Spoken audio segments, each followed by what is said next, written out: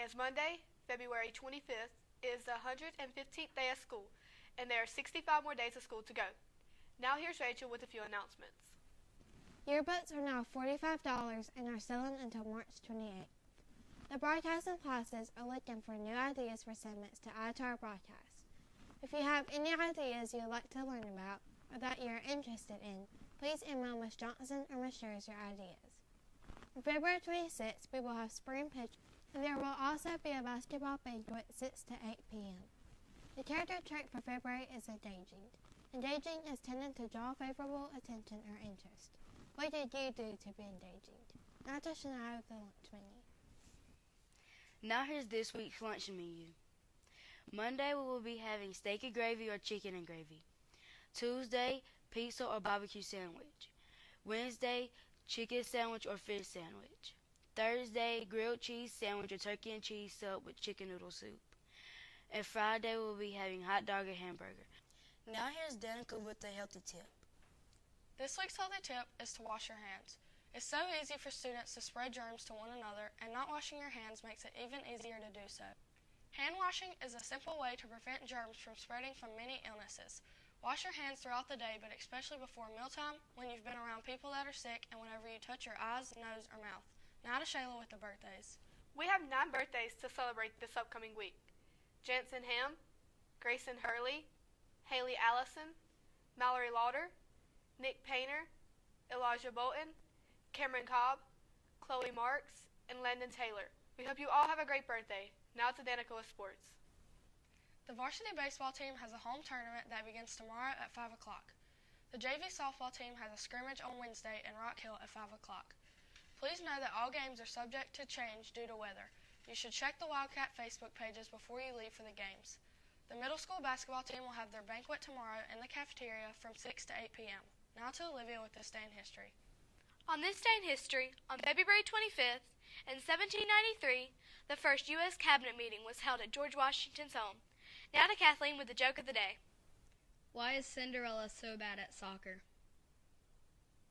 She always runs away from the ball. Now it's time for our Snack of the Week. I'm Shayla. I'm Danica. Today we are going to show you how to make Pinwheels. To make pinwheels, you will need ham, cheese, Thousand Island or ranch dressing, bacon, lettuce, sandwich wraps, a plate, a few toothpicks, and a knife. Some other options are turkey, roast beef, chicken, pepperonis, or whatever you like to eat on your sandwich. Before you start, make sure your hands are clean, which we've already done. The first step is to gather all your ingredients. The second step is to lay out your wrap and start to place your ingredients on it with the flat items going down first.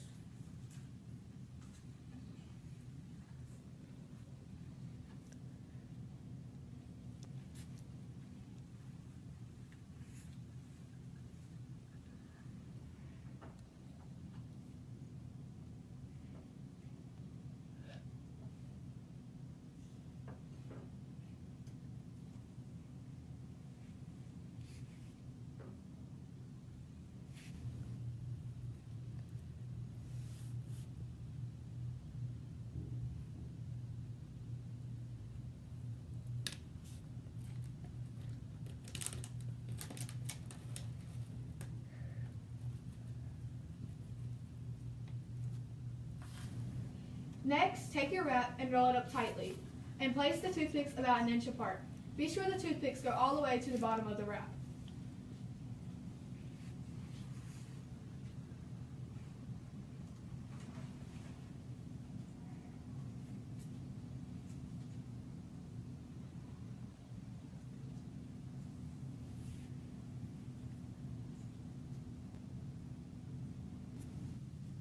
Now carefully cut your pinwheels apart between the toothpicks.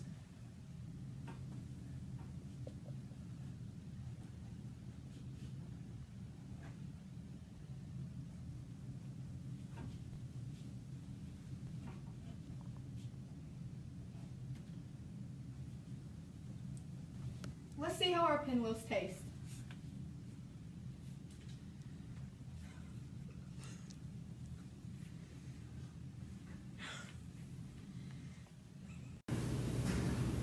If you would like to try this snack, we have placed recipe cards in the lunchroom. Feel free to pick one up and let us know how you and your family like this snack idea. Today will be sunny with a high near 60 degrees. Tomorrow will be sunny with a high around 60 degrees also. Wednesday will be partly sunny with a high near 60 degrees. Thursday will be partly sunny with a high around 58 degrees. Friday will be mostly cloudy with a chance of rain near 59 degrees. Now to the next segment. Hey, this is Brandon. Well, did you know? Did you know that coconuts kill over 150 people each year? That's nuts. And did you know that you use 72 different muscles while you're speaking? Talk about a workout. And did you know it took Leonardo da Vinci 10 years to paint the Mona Lisa, and he says he still wasn't done? He's an overachiever. Also, the Earth weighs 6 quintillion 588 quadrillion pounds. That's a lot. Now to the next segment. Now it's time for What's in the Box. I'm filling in for Vince today. Here we have Damien. You have 15 seconds to guess the object.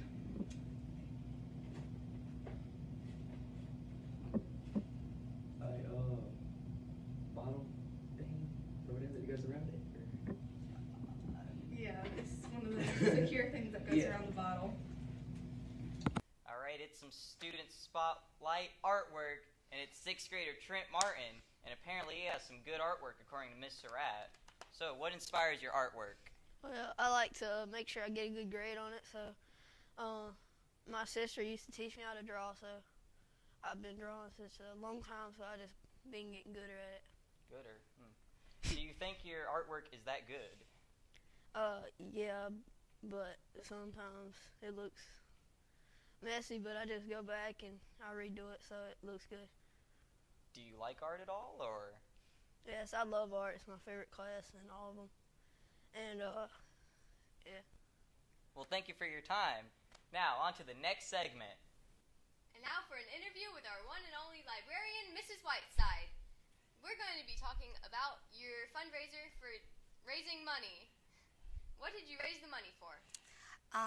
Miss Millwood and I went through the library and got rid of all the books that were old, outdated, damaged, and so our books are a little less than they were, so our shelves are kind of bare, so we need to replenish that and buy some new books, so we decided to do a fundraiser to do that.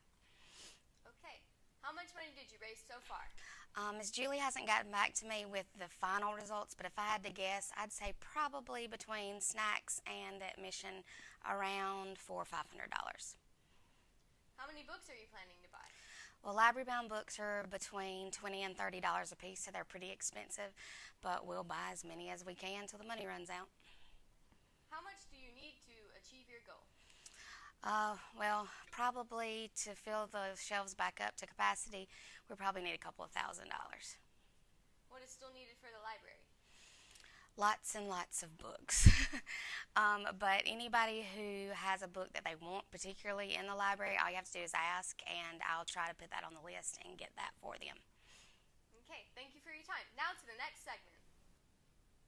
Did you hear about the mathematician who's afraid of negative numbers?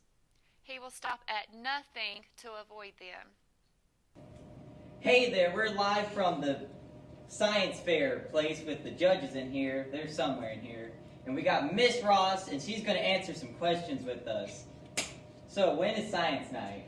Science night will be combined with social studies night this year, and it will be at the end of March, March 28th, the same night as parent conferences. Will the parents be able to look at all these boards during science night? The parents will be able to see every single science fair project that was turned in by all the students that night, in addition to some other science projects. Well, what about activities? What kind of activities will there be that night? Some of the activities will include shooting rockets, and also there will be some Rube Goldbergs that our 6th grade students have brought in that people will be able to test. Oh, well, that's really interesting. And when is science night? March 28th.